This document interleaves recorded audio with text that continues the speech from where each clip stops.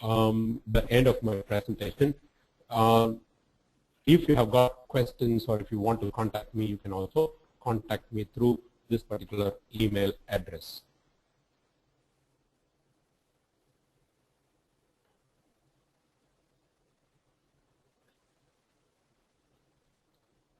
Questions, I got a number of questions here. What is the minimum speed that is required to access the desktop virtualization from Ramesh Rajamani?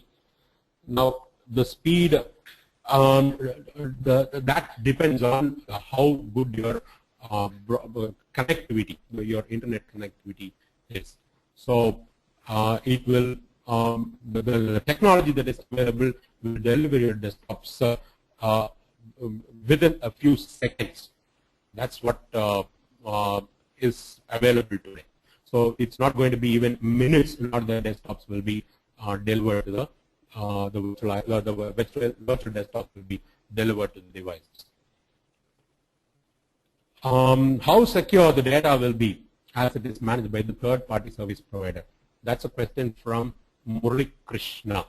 Now, what is the guarantee that the data is secured as a provider may be providing services to multiple clients?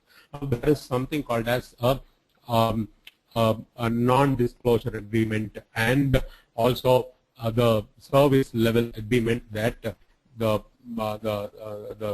cloud service provider will enter into with the service user, that is the enterprise, and they also comply with a lot of governmental and organizational requirements. So the security of your data will not be compromised by the service provider because of the agreement that you would enter into. As the data stored centrally in the cloud, can we share the data among multiple users? Is a question from Govardhan. Now, the data among multiple users can be shared. You can share the data. In fact, I told about an instance where I can send or I can have a particular file stored in a centralized storage, and I can open the file from my side. I can now ask 2 or 3 or 4 of my colleagues to open the same file from their sides, and we can all collaborate together at the same time. So this is possible, Govardhan. How do two people get connected to the same desktop virtually and do the pair programming? So that's a question from Ramesh Rajamani. Now, a desktop, a virtual desktop will be delivered to the gadget that you're going to use, and that desktop will be your own desktop under your own login name and a password. So when you log into that device and get that desktop delivered to you, it is going to be a desktop of yours only. So it's going to be the desktop that you have been using in your laptop or in your PC or in your iPad or whatever, a mobile device. So that is going to be your own. It's your identity. Nobody else can open your desktop unless you share your password with somebody. So two people will have two different desktops, one against each username and a password. Is there a more risk of unauthorized access? Now that is not going to be in place because the desktop, virtualized desktop, will be delivered to a person who has the right login name and a password. So the unauthorized access question would not come into place because the login name and the password is very much private and belongs to a single person. Unless you share your login name and a password with somebody else, your the desktop will not be accessed by anybody else unauthorized.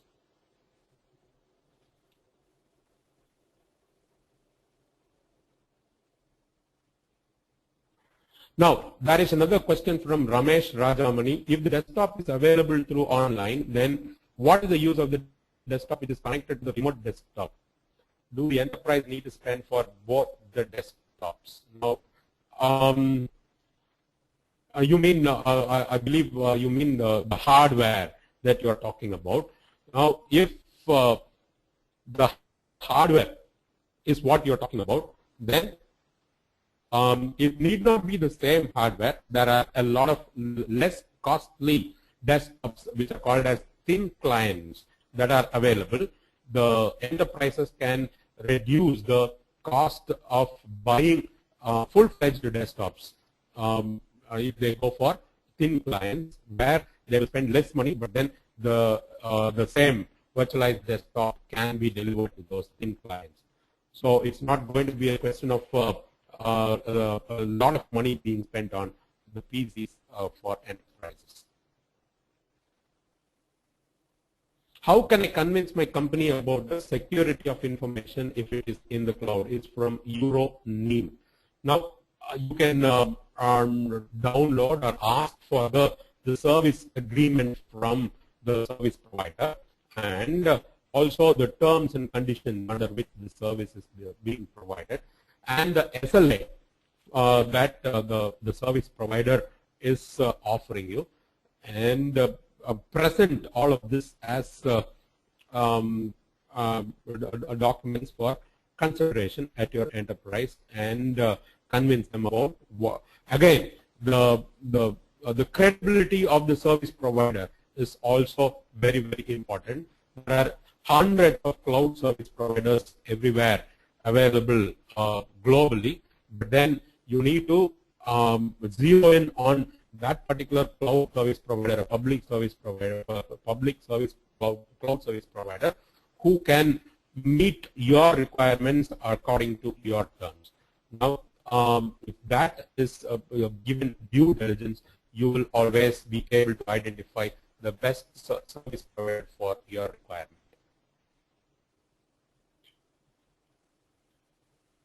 If it's a private cloud, how much the company has to pay and who will monitor the same from the company is another question from Euroneam.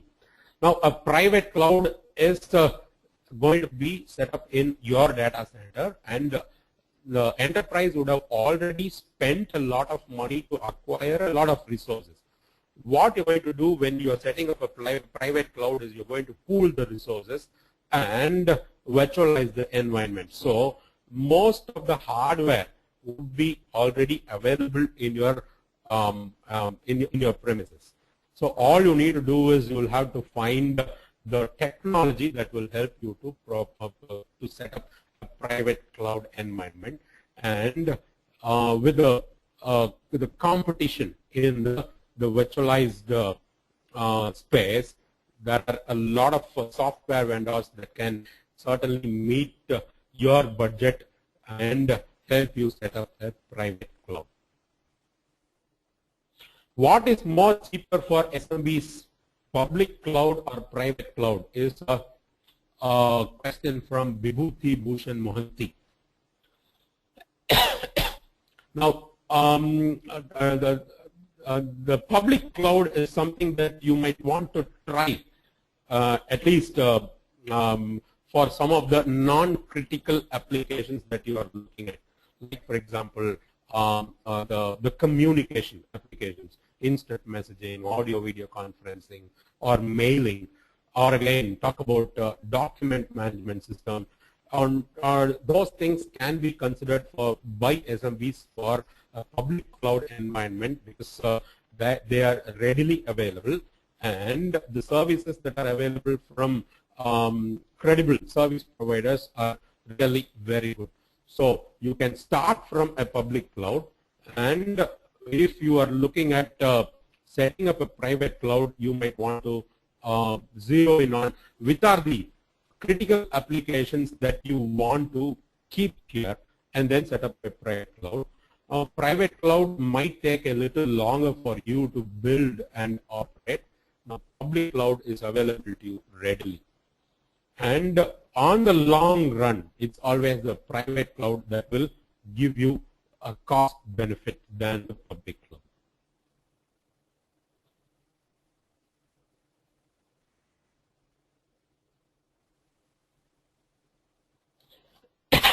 I'm sorry.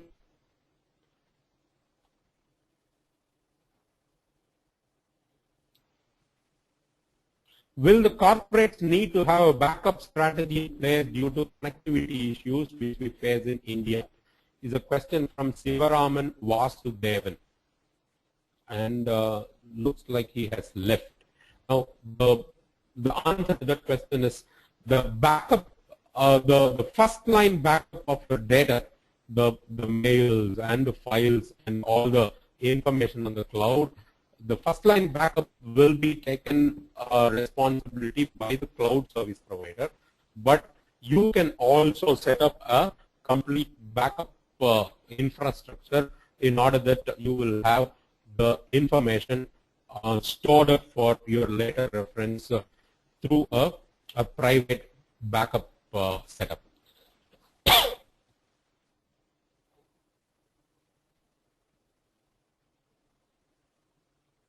What about high availability of data in unforeseen event of disaster and data center recovery? Is a question from Amit Verma. Amit, I would say the high availability part of your data in the public cloud is very, very high, in the sense there are multiple instances of your data being stored in different data centers spread across the globe. And so even if data from a data center in a given location is lost because of various reasons, could be natural or man-made, there is always another place where your data is made available from. So high availability on the public cloud is of a great degree, and you can always make use of this particular feature if you're looking at your data being made available to people all the time.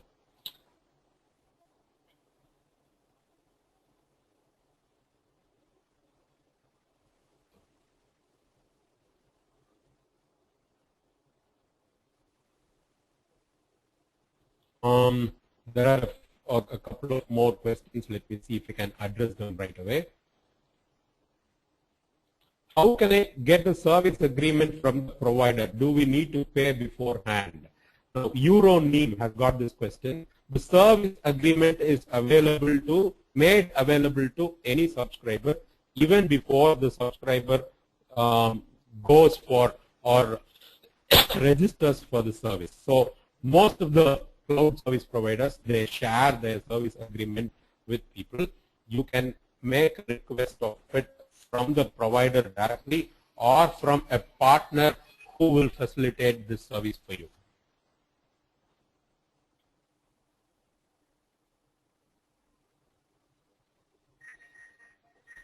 Amit Verma has another question. You mentioned increase in productivity and efficiency of an individual. Not much time is spent on, let's say, developers' time. How would the cloud increase both? Developers, they can develop their applications and test their applications on the platforms that are provided by the platform as a service provider. So developers also can look forward to a lot of boost in their productivity.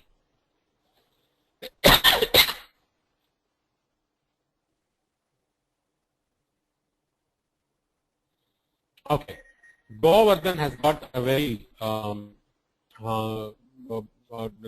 question.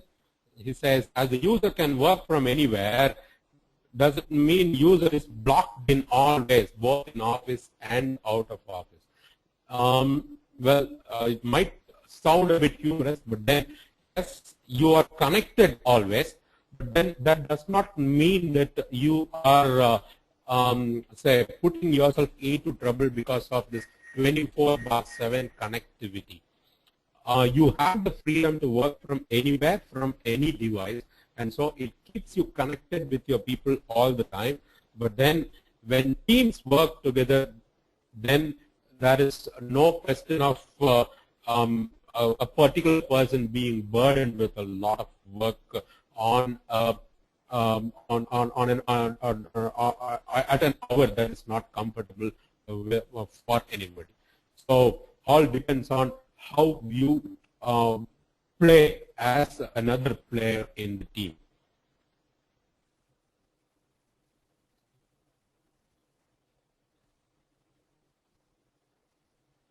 So if you got more questions, I think I've exhausted most of the questions. If you got more questions, you can always come back to me through the email address that I have shared with you.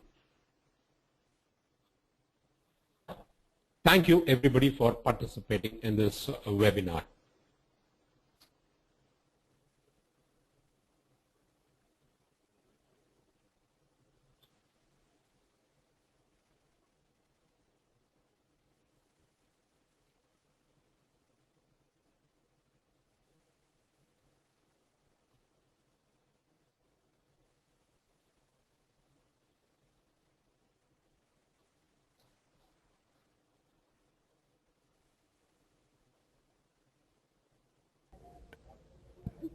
Hello. Yes. Your voice is not coming. I've completed this Okay. activity. Okay. I've closed the webinar. Okay, sir? There's one or two more questions. Would you like to take those questions? I can. Let me see if I can take them now. I've shared those questions with you.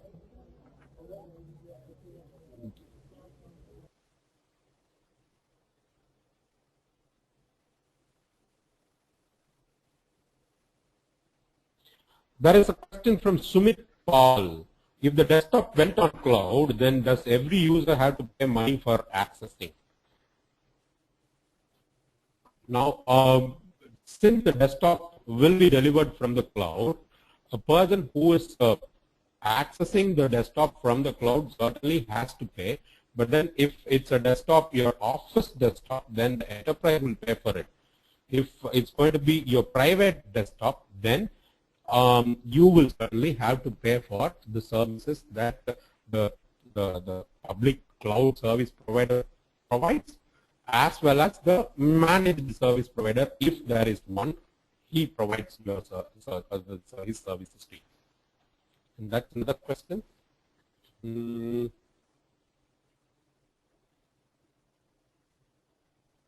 What is the minimum configuration needed of the system for connecting? Is a question from Fani Medicetti. Now, I told you desktops can be delivered to even clients, in the sense you don't have, you don't require a high-end desktop in order your desktop, your virtual desktop can be delivered to your gadget. Minimum configuration, very little memory and processing is all that you would require in order that the desktop can be delivered to you.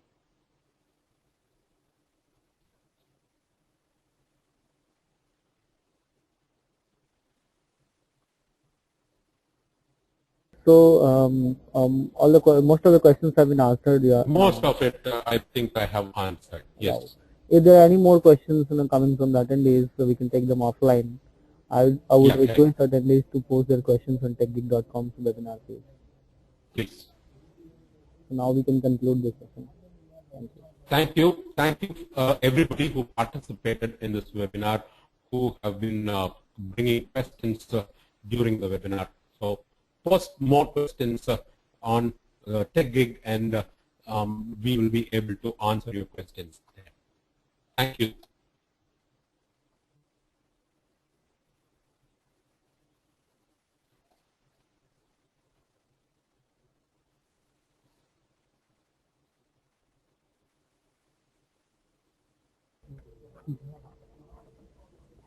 Thanks, Mr. Augustus, for the informative session.